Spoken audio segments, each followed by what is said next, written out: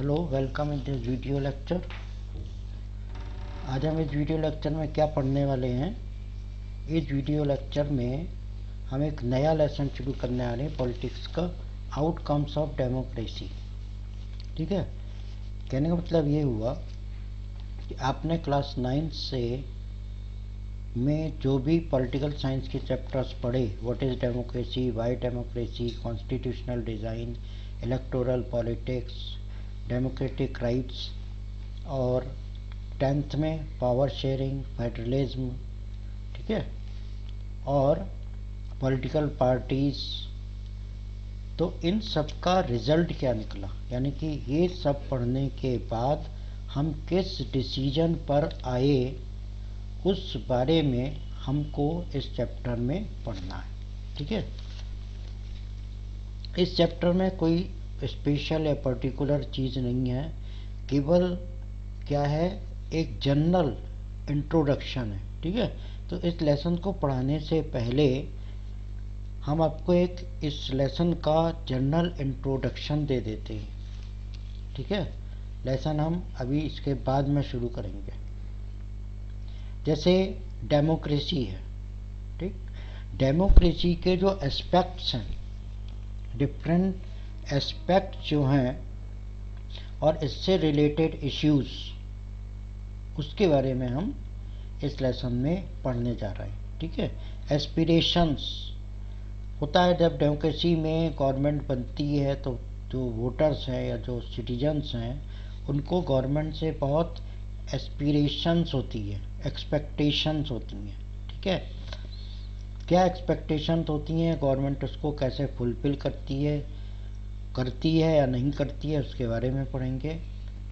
और एक चीज़ और है, वो ये है कि हम डेमोक्रेसी को कैसे एसेस करेंगे, कैसे उसको इवेल्युएट करेंगे, कैसे हम कहेंगे कि डेमोक्रेसी सक्सेसफुली रन कर रही है या नहीं कर रही है। ठीक है, और इन सब को डिस्कशन करने के बाद हम जो हैं क्या करेंगे कि जो need means why the democracy is required.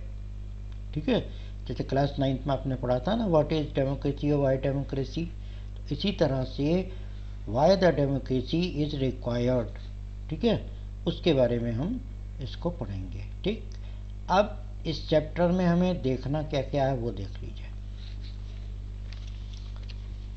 Democracy से रिलेटेड जो इश्यूज हैं उनके बारे में पढ़ेंगे हम। ठीक है, और अकाउंटेबल, रेस्पॉन्सिव और लेजिटिमेट गवर्नमेंट, डेमोक्रेटिक गवर्नमेंट जो है वो अकाउंटेबल, रेस्पॉन्सिव और लेजिटिमेट गवर्नमेंट है, इसके बारे में हम इस लेसन में पढ़ेंगे। ठीक है, इसके अलावा इकोनॉमिक ग्रोथ एंड डेवलपमेंट। ठीक, इकोनॉमिक ग्रोथ से रिलेटेड, यानी कि इकोनॉमिक ग्रोथ डेमोक्रेसी में कैसे होती है और डेवलपमेंट कैसे होता है, उसको पढ़ेंगे। इकोनॉमिक जो इश्यूज होते हैं वो किस तरह के होते हैं, उसके बाद आप पढ़ेंगे सोशल डाइवर्सिटी। डाइवर्सिटी का मतलब होता है डिफरेंट, जो हमारी डिफरेंट टाइप की जो सोसाइटी है या जो सोशल एस्पेक्ट्स हैं, उनके बारे में हम पढ़ेंगे। ठीक, आपके क्लास 10th में एक लेसन है डेमोक्रेसी एंड डाइवर्सिटी। उस लेसन में हमने पढ़ा है कि डाइवर्सिटी जो है उसको कैसे एकोमोडेट किया जाता है डेमोक्रेसी में। और लास्ट में हम पढ़ेंगे कि डिग्निटी एंड फ्रीडम, यानी कि dignity of citizens and how the freedom is given to the citizens in democracy. ठीक है, यानी कि सिटीजन्स की कैसे डिग्निटी है, या dignity and freedom of the citizens, dignity और फ्रीडम सिटीजन से रिलेटेड कैसे है, या सिटीजन्स के को कैसे रेस्पेक्ट दी जाती है, कैसे उसको ऑनर दिया जाता है और किस तरह से उसको फ्रीडम दी जाती है, ये इस लेसन में हम पढ़ेंगे। ठीक है, तो ये एक तरह से आपका इंट्रोडक्टरी पार्ट हो गया। अब हम आपके इसके बाद जो इंट्रोडक्टरी पार्ट के बाद अब हम आते हैं लेसन में। ठीक है, अब आपका लेसन जो है वो शुरू होगा। क्लियर? तो सबसे पहले जो हमारा चैप्टर है आउटकम्स ऑफ डेमोक्रेसी, तो उसमें पहला टॉपिक आपका हाउ टू एसेस डेमोक्रेसी। ठीक है, अब हम किसी भी चीज़ को एसेस या इवेल्युएट या कैसे कर सकते हैं, कैसे बता सकते हैं कि गवर्नमेंट जो है वो अच्छी है या ख़राब है, या जो इंफ्रास्ट्रक्चर है वो किस तरह का है, ये हम कैसे डिसाइड करेंगे। ठीक है, तो अब होता क्या है, democracy and other forms of government. आप यहाँ पर ये समझ लो कि जो एक तो डेमोक्रेसी हो गई, दूसरा होता है डिक्टेटरशिप और तीसरा होता है मोनार्की। ठीक है, अब यहाँ पर समझने वाली बात ये है कि डेमोक्रेसी जो है वो दुनिया में या वर्ल्ड में बहुत तरह की है। Many democracies are there in the world, but all democracies are very different from each other. कैसे? जैसे मान लीजिए जो डेमोक्रेसी इंडिया में है वो डेमोक्रेसी चाइना में नहीं है, या वो डेमोक्रेसी आपके यूएसए या अमेरिका में नहीं है। ठीक है, डेमोक्रेसी वहाँ भी है। ठीक है, डेमोक्रेसी अमेरिका में भी है, चाइना में भी है, लेकिन वो डेमोक्रेसीज हमारी इंडिया की डेमोक्रेसी से बहुत डिफरेंस है। ठीक है, वो बिल्कुल अलग है। Is that clear? अब जैसे मान लीजिए डेमोक्रेसी आवर एक्सपेक्टेशन, यानी कि डेमोक्रेसी में हमें का मतलब हुआ सिटीजन्स को बहुत सारी उम्मीदें होती हैं। हम एक्सपेक्ट करते हैं गवर्नमेंट से कि जिस गवर्नमेंट को हमने इलेक्ट किया है वो गवर्नमेंट हमारे जो प्रॉब्लम्स हैं उनको सॉल्व करे। ठीक है, ये हमारी जो है वो एक तरह की एक्सपेक्टेशंस होती हैं डेमोक्रेटिक गवर्नमेंट के साथ। ठीक है, अब यहाँ सवाल ये उठता है कि डेमोक्रेसी जो है वो बेटर गवर्नमेंट कैसे है। ठीक है, बेटर डेमोक्रेटिक गवर्नमेंट जो है वो better government other forms of government से कैसे है। ठीक, इसमें 3-4 बातें हैं जो मैं आपको बताऊंगा, और आपने 9th क्लास में भी इसको पढ़ा होगा। Merits of democracy. पहली चीज, डेमोक्रेसी में इक्वलिटी होती है, सारे सिटीजन जो हैं वो इक्वल होते हैं। ठीक है, दूसरा, जो इंडिविजुअल्स होते हैं, जो सिटीजन्स होते हैं, उनकी जो डिग्निटी है, उनका जो रेस्पेक्ट है, उनका जो ऑनर है, उसको ये जो है वो बढ़ाती है या उनका ऑनर किया जाता है। ठीक, तीसरी, डिसीजन जो होता है वो क्वालिटी, गुड क्वालिटी का डिसीजन होता है। रीजन क्या है? रीजन ये है क्योंकि डिसीजन डिस्कशन और नेगोशिएशंस के बाद में जो है वो डिसीजन लिया जाता है, तो इस तरह का डिसीजन जो है वो गुड क्वालिटी डिसीजन होता है। रीज़न क्या है? क्योंकि सबका सपोर्ट है, सबसे डिस्कशन करने के बाद उस डिसीजन को लिया गया है, इसलिए जब सबने सपोर्ट किया है तो कोई उसका जो है अपोज या उसके अगेंस्ट में या उसको क्रिटिसाइज नहीं करेगा। किसको? डिसीजन को। ठीक है, एक चीज़ इसमें और है कि डेमोक्रेसी में अगर कोई कॉन्फ्लिक्ट या डिस्प्यूट होता है या हमारी थिंकिंग में कोई डिफरेंसेस हैं तो उसको सॉल्व करने के लिए मेथड्स हैं, तरीके हैं। मेथड क्या है? नेगोशिएट करके, आपस में बैठकर बातचीत करके और उस कॉन्फ्लिक्ट्स को या उस डिस्प्यूट को जो है वो सॉल्व किया जा सकता है। और सबसे इम्पोर्टेंट जो इसकी मेरिट है डेमोक्रेसी की, वो क्या है? वो है कि अगर गवर्नमेंट ने कोई मिस्टेक कर दी या अगर गवर्नमेंट ने कोई डिसीजन अच्छा नहीं लिया या जो लोगों के फेवर में नहीं है, तो गवर्नमेंट क्या करेगी, उस डिसीजन को करेक्ट करेगी या उस डिसीजन को ठीक कर देगी। ठीक है, ये जो है फैसिलिटी डेमोक्रेटिक गवर्नमेंट में है। तो जो हमारे कहना चाहिए कि जो सिटीजन्स हैं या जिन्होंने गवर्नमेंट को इलेक्ट किया है, जिसने गवर्नमेंट को फॉर्म किया है, वो क्या करेंगे, वो गवर्नमेंट को सपोर्ट करेंगे। ठीक, और इसमें देखने वाली चीज़ और है कि कोई भी सिटीजन्स किसी भी कंट्री के किसी मिलिट्री, मोनार्क या रिलीजियस लीडर से रूल्ड होना पसंद नहीं करेंगे। यानी कि कोई भी कंट्री के लोग किसी मिलिट्री के द्वारा या किसी किंग के द्वारा या किसी धार्मिक जो नेता हैं उनके द्वारा वो नहीं चाहेंगे कि वो उन पर रूल करें या वो उनको सपोर्ट नहीं करेंगे। ठीक है, और अगर प्रैक्टिस में देखो तो वो क्या है, डेमोक्रेसी से सेटिस्फाई रहते हैं। ठीक है, अब यहाँ पर एक सवाल ये उठता है कि डेमोक्रेसी जो है वो एक फॉर्म ऑफ गवर्नमेंट है। ठीक है, डेमोक्रेसी एक गवर्नमेंट की फॉर्म है। ये कंडीशंस क्रिएट करती है ताकि सिटीजन्स जो हैं वो इन कंडीशन का एडवांटेज उठा पाएं और जो उनके गोल्स हैं वो उनको अचीव कर लें। ठीक है, कैसे, जैसे आपने वोट दिया, गवर्नमेंट बन गई, गवर्नमेंट बनने के बाद एक कंडीशन क्रिएट हो गई कि हाँ भाई गवर्नमेंट बन गई। ठीक, तो आप उस गवर्नमेंट से अपने गोल्स को, अपने ऑब्जेक्टिव्स को कैसे अचीव करते हो, ये आपके ऊपर डिपेंड करेगा।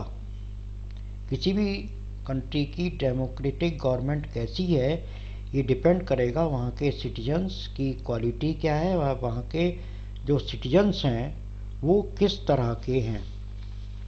ठीक है, अगर सिटीजन्स अच्छे हैं तो वो अपने गोल्स जो हैं उनको आसानी से अचीव कर लेंगे।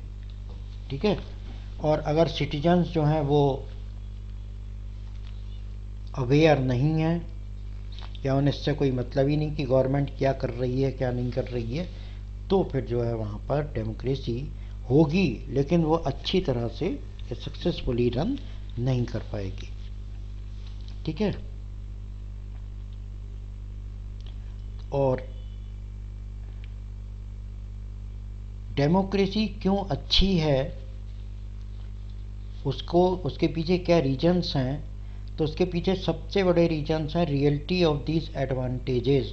यानी कि जो एडवांटेजेस हैं डेमोक्रेसी की वो रियलिटी में एडवांटेजेस हैं भी या नहीं है, इस पर डिपेंड करता है। ठीक है, तो रियलिटी ऑफ दीज एडवांटेजेस इस पर डिपेंड करेगा कि वो एडवांटेजेस ग्राउंड बेसिस पर हैं भी या नहीं है। जैसे मान लीजिए इक्वलिटी है, मैंने आपको बताया कि equality is there among the citizens, तो क्या वाकई में इक्वलिटी है भी या नहीं, ये देखने वाली बात होती है।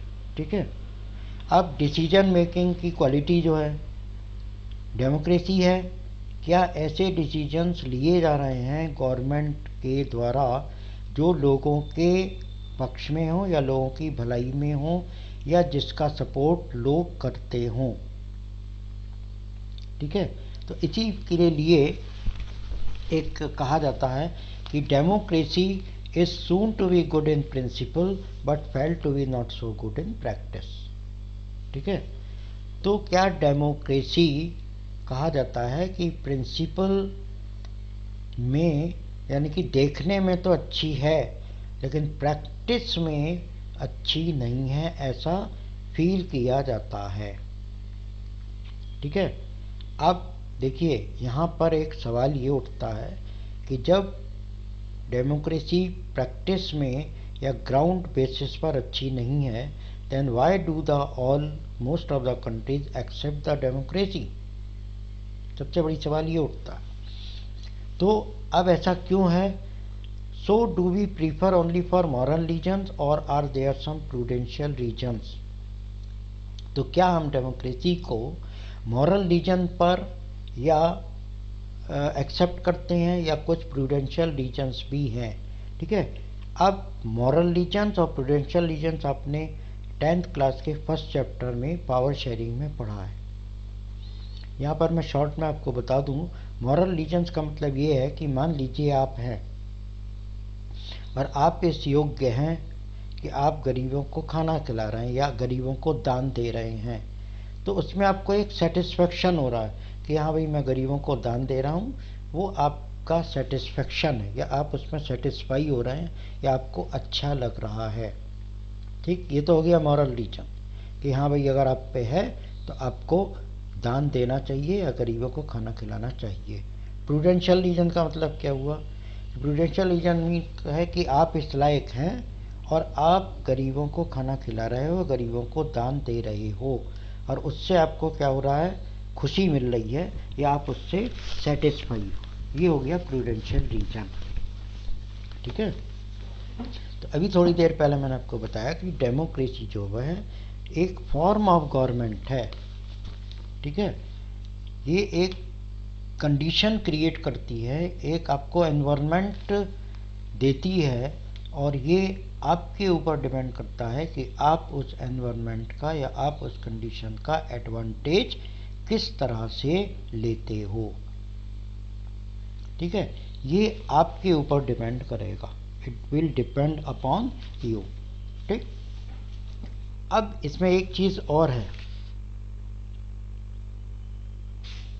Accountable, responsive and legitimate government.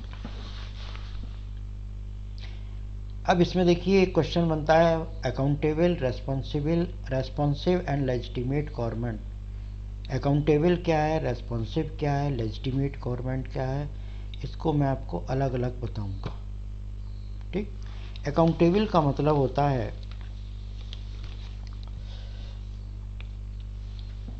कि सबसे पहली चीज जो डेमोक्रेसी है उसमें लोगों को ये राइट है कि वो अपने रूलर्स को इलेक्ट करें या रूलर्स को चूज करें या वो डिसाइड करें कि उनके ऊपर रूल कौन करेगा। ठीक है, दूसरी चीज लोग उन पर कंट्रोल करेंगे, किन पर, जो रूलर्स हैं उनके। ठीक है, अगर पॉसिबल है तो डिसीजन लेने में सिटीजन्स पार्टिसिपेट करेंगे। तो कोई ज़रूरी नहीं है कि हर डिसीजन में जो है सिटीजन पार्टिसिपेट करें। अगर मान लीजिए कोई इम्पोर्टेंट डिसीजन है, कंट्री की डिफेंस से रिलेटेड डिसीजन है, तो उसमें कोई ज़रूरी नहीं है कि सिटीजन्स को डायरेक्टली उसमें जो है वो इन्वॉल्व किया जाए। ठीक है, हाँ, उनमें ज़रूर उनको पार्टिसिपेट किया जाना चाहिए, उनको करना चाहिए जिसका असर सीधे सीधे उनके ऊपर पड़ता हो। ठीक है, तो डेमोक्रेसी का एक आउटकम ये है कि democratic government must be accountable to the citizens. यानी कि गवर्नमेंट जो डेमोक्रेटिक गवर्नमेंट है उसको जवाबदेह होना चाहिए या उसकी जवाबदारी होनी चाहिए, किसके लिए, सिटीजन्स के लिए या सिटीजन्स के लिए वो जवाबदेह हो। ठीक, अब यहाँ पर आता है नॉन डेमोक्रेटिक रूलर्स में, नॉन डेमोक्रेटिक गवर्नमेंट में क्या होता। नॉन डेमोक्रेटिक गवर्नमेंट में जो रूलर है उसको लोगों से कोई मतलब नहीं होता। ठीक है, ना वो असेंबली से कोई मतलब होता है उसका, ना ही सिटीजन्स पे क्या असर पड़ रहा है और ना ही वो पब्लिक ओपिनियन की कोई परवाह करता है। ठीक है, तो इसीलिए क्योंकि उसे पब्लिक ओपिनियन से कोई मतलब नहीं है, असेंबली से कोई मतलब नहीं है, लोगों से कोई मतलब नहीं है, इसलिए यहाँ पे डिसीजन जो है वो क्विकली लिए जाते हैं, बहुत जल्दी डिसीजन वो जो है ले लेता है। ठीक है, दूसरा, government should be accountable, Citizens are there, they will ask for the answers. अब गवर्नमेंट शुड बी अकाउंटेबल कैसे? क्योंकि सिटीजन्स हैं वहाँ जिन्होंने उसको वोट के द्वारा इलेक्ट किया है, ठीक? तो वो जो है जिन लोगों ने उसे चुना है या जिन लोगों ने उनको इलेक्ट करके भेजा है, वे उससे क्वेश्चन पूछेंगे और उसे उनका आंसर देना होगा। ये ज़रूरी है, ठीक है? तो इसलिए जो है डिसीजन लेने में डेमोक्रेसी में टाइम लगता है, और इसीलिए कभी कभी कहा भी जाता है कि डेमोक्रेटिक गवर्नमेंट जो है वो लेस इफेक्टिव और एफिशिएंट होती है। क्यों? क्योंकि इसमें टाइम ज़्यादा लगता है डिसीजन लेने में। अब इसका रीज़न क्या है? क्योंकि डिसीजन जो मेकिंग प्रोसेस है या जो डिसीजन लिया जाता है उसका जो प्रोसेस है वो एक प्रोसीजर के थ्रू होता है, ठीक है?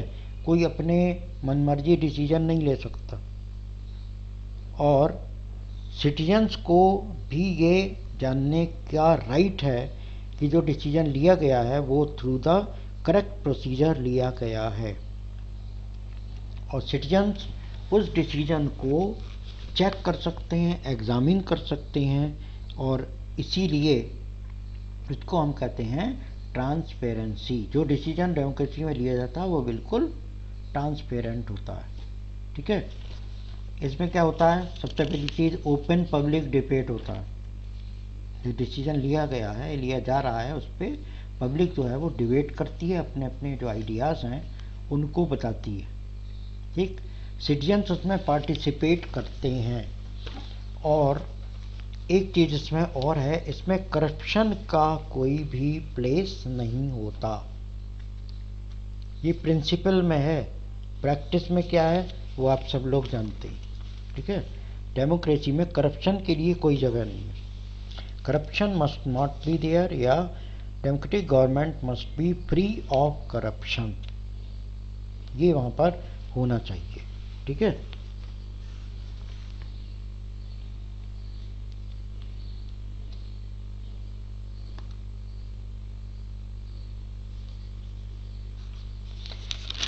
इसी के साथ जो है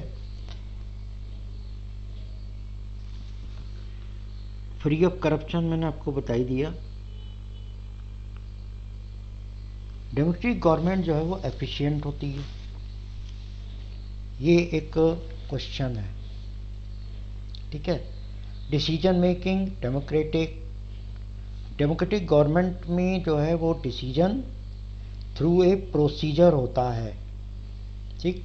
जबकि नॉन डेमोक्रेटिक गवर्नमेंट में कोई प्रोसीजर नहीं होता। अभी थोड़ी देर पहले मैंने आपको बताया था कि नॉन डेमोक्रेटिक गवर्नमेंट में जो रूलर होता है वो किसी के लिए अकाउंटेबल नहीं होता, ठीक है?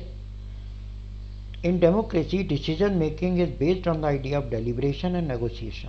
डेमोक्रेसी में जो डिसीजन होता है वो नेगोशिएशन पर बेस्ड होता है, ठीक?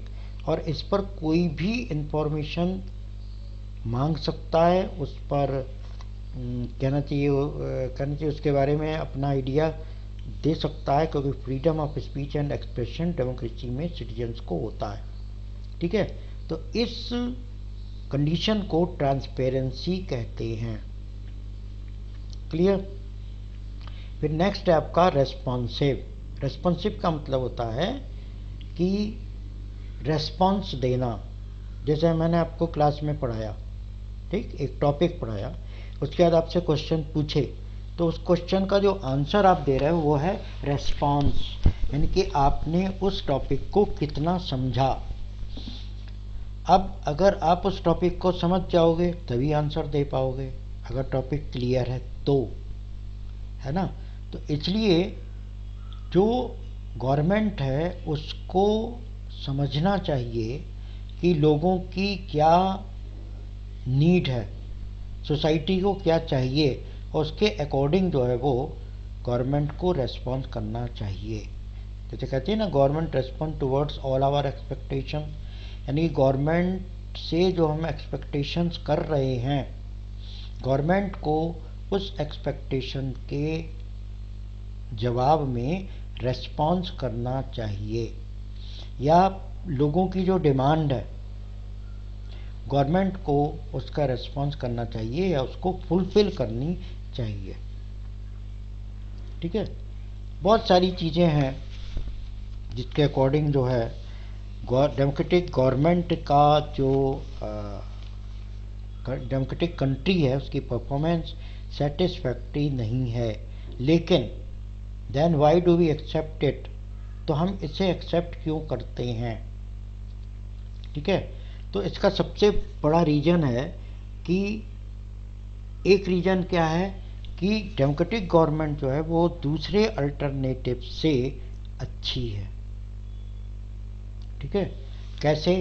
डेमोक्रेटिक गवर्नमेंट से अगर हम सेटिस्फाई नहीं है तो हम उसको चेंज कर सकते हैं, लेकिन डिक्टेटरशिप और मोनार्की में अगर हम सेटिस्फाई नहीं है तो हमें राइट नहीं है कि हम उस रूलर को चेंज कर सकें। लेकिन डेमोक्रेटिक गवर्नमेंट में वोटर राइट, सिटीजन्स को एक राइट टू वोट दिया गया है, और अगर वो गवर्नमेंट से सेटिस्फाई नहीं है तो वो उस गवर्नमेंट को चेंज कर सकते हैं। ठीक है, अब एक आपका टर्म और है legitimate government. Legitimate government means which is justified, which is proper. ठीक है, जो गवर्नमेंट जो है वो प्रॉपर गवर्नमेंट है। कैसे, ये आपको इस उसमें बताएंगे हम। ठीक है, जैसे मान लीजिए कि democratic government is legitimate government. Legitimate government अभी बताया मैंने कि ये जस्टिफाई आप कर सकते हो। जैसे मान लीजिए कोई मार्कर है, ये कोई पेन है, आपने ख़रीदा, ठीक, आपको उस पर फेथ है, एक बिलीफ है कि वो आपकी जो ज़रूरत है उसको पूरा करेगा, या आप उसको सेटिस्फैक्ट्री सर्विस वो आपको देगा। ठीक है, अब क्यों जस्टिफाइड होती है डेमोक्रेटिक गवर्नमेंट? सबसे पहली चीज़ है क्योंकि ये it is people's own government, because the democratic government is elected by the people. और जब आपने उस गवर्नमेंट को इलेक्ट किया है तो आप ये नहीं कह सकते कि that government is not better government. ठीक, दूसरी चीज़, people wish to be ruled by the representatives elected by them, क्योंकि लोगों का ये लोग चाहते हैं कि वो उनके ऊपर रूल वो करे जैसे उन्होंने इलेक्ट करके अपने रिप्रेजेंटेटिव्स की फॉर्म में भेजा है। ये जो लोग हैं वो चाहते हैं। ठीक है, लोगों की ये इच्छा होती है। ठीक है, और इसमें क्या होता है कि जो इलेक्शंस होते हैं वो रेगुलर और फ्री और फेयर होते हैं। ये नहीं कि इलेक्शन आज होगा फिर 10-15 साल तक कोई इसका सुध लेने वाला ही नहीं है। ठीक है, और फ्री एंड फेयर, उसमें किसी प्रकार का कोई प्रेशर, कोई डराना धमकाना वाली बात नहीं होनी चाहिए। जो वोटर है वो अपने फ्रीली और फेयरली जो है वो बिना किसी प्रेशर के अपना वोट जो है अपने मनपसंद जो कैंडिडेट है उसके फेवर में दे सकता है। ठीक है, इसलिए हम कह सकते हैं इतनी चीज़ों को देखते हुए हम एक कंक्लूज़न निकाल सकते हैं कि जो डेमोक्रेटिक गवर्नमेंट है इतना सब होते हुए भी वो मच बेटर गवर्नमेंट है नॉन डेमोक्रेटिक गवर्नमेंट के मुकाबले में, या अगर कंपेयर करें हम नॉन डेमोक्रेटिक गवर्नमेंट से तो वो कहीं ज़्यादा बेटर है नॉन डेमोक्रेटिक रिजाइम से। ठीक है, करप्शन होता नहीं है इसमें, मैं ये बुराई, करप्शन की बुराई से ये जो है वो दूर होता है। ठीक है, अब आपके जो बुक है उसमें पेज नंबर 92 पर एक डाटा टेबल दी हुई है साउथ एशिया में, ठीक है। साउथ एशिया से रिलेटेड है, उसमें कुछ कंट्रीज़ हैं साउथ एशिया में, बांग्लादेश, श्रीलंका, इंडिया, पाकिस्तान और नेपाल, ठीक। उस टेबल को आप पढ़ लीजिएगा, और उस टेबल को पढ़ने के बाद आपको पता लगेगा कि हर कंट्री में कितने लोग ये चाहते हैं कि वो डेमोक्रेटिक गवर्नमेंट से रूल्ड हों, या how many people are supporting the democratic government, ठीक। या कितने लोग ये चाहते हैं कि उन पर डेमोक्रेटिकली इलेक्टेड गवर्नमेंट रूल करे, ठीक है। तो इस टेबल को आप पढ़ लीजिएगा, और उसमें जो है परसेंटेज दिखा रखा है लोगों का, ठीक। उससे आपको पता लगेगा कि how much percentage is in favour of the democratically elected government, ठीक है। उसके बाद फिर हम that's all for today in this video lecture, और नेक्स्ट जो टॉपिक हम लेंगे वो लेंगे economic growth and development, right, economic growth and development, ठीक। तो ये जो वीडियो लेक्चर में है इसको आप रिवाइज कीजिएगा, और जो नेक्स्ट वीडियो लेक्चर हम आपको बताएंगे या पढ़ाएंगे उसको आप जो है एक बार रीड कर लीजिएगा NCERT की बुक्स से, ठीक है। That's all for today, thank you, have a good day.